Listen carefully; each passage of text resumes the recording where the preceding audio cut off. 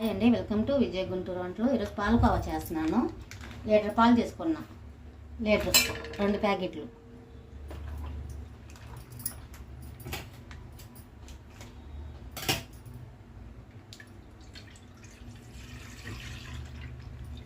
చాలా టేస్టీగా అండి.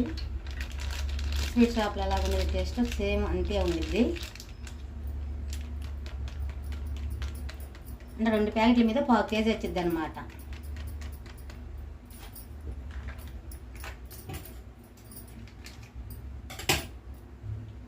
మీ దగ్గరుండే కాసుకోవాలి. పాలు కలుపుతా ఉండాలి, అడుగు పట్టింది. కొద్దిగా బాండి మందంగా ఉన్న బాండి తీసుకోవాలి. అడుగు పట్టుకోకుండా రావాలంటే మందంగా ఉండాలి బాండి, అది తీసుకోవాలి. హైలోనే పెట్టుకొని తిప్పుతూ ఉండాలి, అడుగు పట్టుకోకుండా. స్టవ్ వెలిగిస్తున్నాను. కొంచెం ఎక్కువ టైం తీసుకున్నా చాలా టేస్టీగా బాగుండిద్ది. సరే, కొద్దిగా లేట్ టైం పట్టిద్ది కదా, వెయిట్ చేద్దాం. పాలు పొంగు వస్తుంది చూసారా, మంట తక్కువలో పెడదాం. ఇది కలుపుతూ ఉండాలి, అడుగు పట్టుకోకుండా ఉండాలంటే బాగా కలపాలి. పొంగు వచ్చేటప్పుడు మాత్రం సిమ్లో పెట్టేసుకొని బాగా కలపాలి. పొంగు రావినప్పుడు కొద్దిగా హైలో పెట్టుకొని బాగా కలుపుతూ ఉండాలన్నమాట, అడుగు మాత్రం పట్టుకోకూడదు. ఈ పాలంతా మరిగిపోయి కోవా తయారయ్యిద్ది అన్నమాట.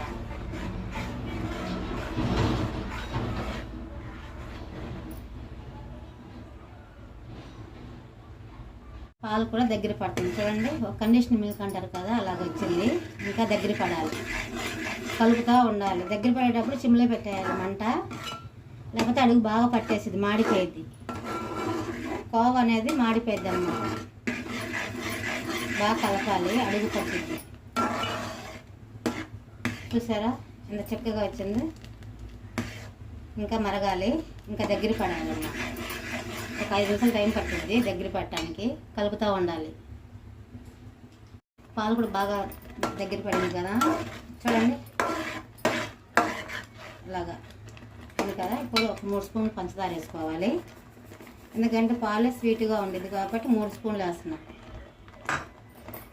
దీంట్లోనే కొంచెం నెయ్యి వేసుకుందాము. అది ఇరిగిపోయి ఇంకా పొసు కనిపించింది అన్నమాట కోవా. కాస్త నెయ్యి వేసుకుందాం.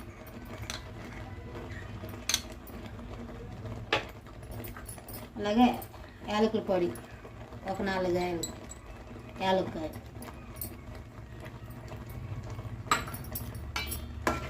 ఇప్పుడే దగ్గర బాగా తక్కువలో పెట్టుకోమంటే బాగా కలుపుతూ ఉండాలి, అడుగు పట్టింది బాగా దగ్గర పడేటప్పటికి.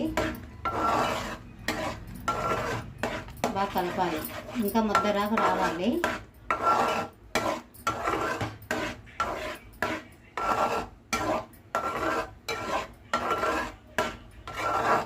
అడుగు పట్టుకోకుండా చూసుకోవాలి. మంట తక్కువలో పెట్టుకొని బాగా కలుపుకోవాలి, ముద్ద వచ్చేలాగా కలుపుకోవాలి. చూసారా, కోవా అయింది, రెడీ అయిపోయింది కోవా. ఇలా ముద్ద రాక రావాలి, ఒక ముద్ద టైప్లో ఇలా చేసుకోవాలన్నమాట కోవా. ఇంకా దగ్గర పడాలి. సరే, ఇది పక్కన పెడదాం.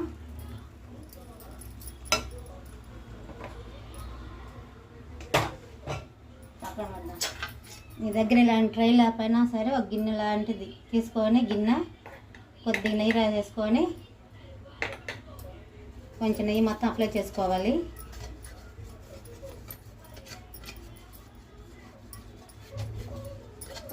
నీట్గా హలో తక్కువలో బాగా నీట్గా రాసుకోవాలన్నమాట. రాశాను కదా, ఇప్పుడు వేసుకున్నాము.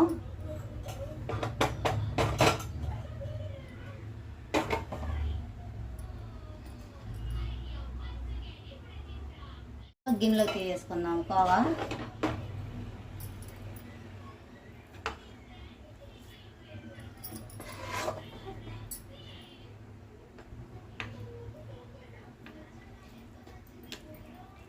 మొత్తం ఒక లెవెల్ చేసుకోవాలి.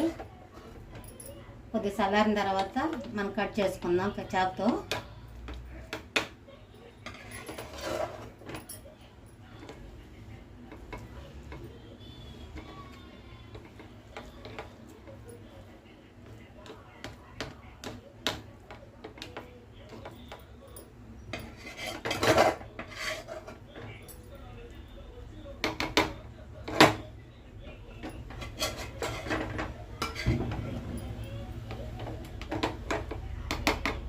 ఒక లెవెల్గా చేసుకోవాలి. చల్లారిన తర్వాత చూపిస్తాను మళ్ళీ. ఇలాగ లెవెల్ చేసుకోవాలి. అప్పుడు మనం కోవా కట్ చేసుకునేటప్పుడు కూడా బాగా నీట్గా వచ్చింది అనమాట. ఇలా ప్రెస్ చేసుకొని ఇలాగా ఒక లెవెల్గా చేసుకోవాలి గిన్నెలోకి. కొద్దిగా చల్లారిన తర్వాత కట్ చేసుకుందాం ముక్కలు. చాలా వేడిగా ఉంది. ఇలాగా చాలా వేడిగా ఉంది, చల్లారాలి కొద్దిగా. అలా జీడిపప్పులు వేపుకుందాం.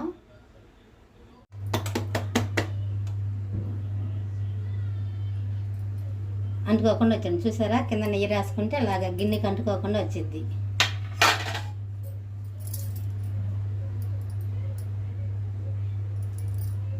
చాలా సాఫ్ట్గా వచ్చింది. ఇప్పుడు మీకు ఏ సైజు కావాలో ఆ సైజు ముక్కలు కట్ చేసుకోవచ్చు.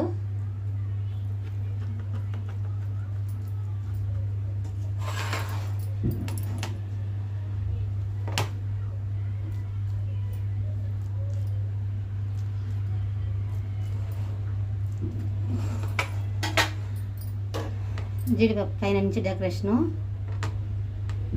కాస్త వేడి మీద పెట్టేయాలి.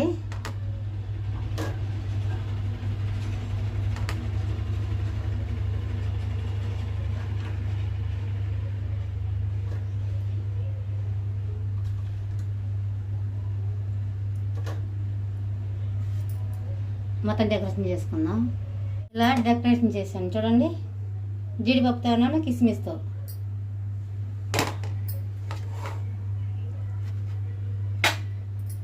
ఇలాగొచ్చింది. సేమ్ స్వీట్ షాప్ల టేస్ట్ ఎలాగ ఉండిద్దో అంతే ఉండిద్ది మన ఇంట్లో చేసుకుంటే. అందరూ తినొచ్చు, ఫ్యామిలీ మొత్తం కూర్చొని. ఇంతేనండి వీడియో. చూడండి ఎలా కనిపిస్తుంది, చూడండి కలర్ఫుల్ కనిపిస్తుంది కదా. మా వీడియోకి నన్ను నచ్చినట్టయితే లైక్ చేయండి, షేర్ చేయండి, సబ్స్క్రైబ్ చేయడం మాత్రం మర్చిపోకండి. మంచి మంచి వీడియోలు చేపిస్తే నచ్చితే మీ ఫ్రెండ్స్ కూడా షేర్ చేయండి. నెక్స్ట్ వీడియో కలుద్దాం.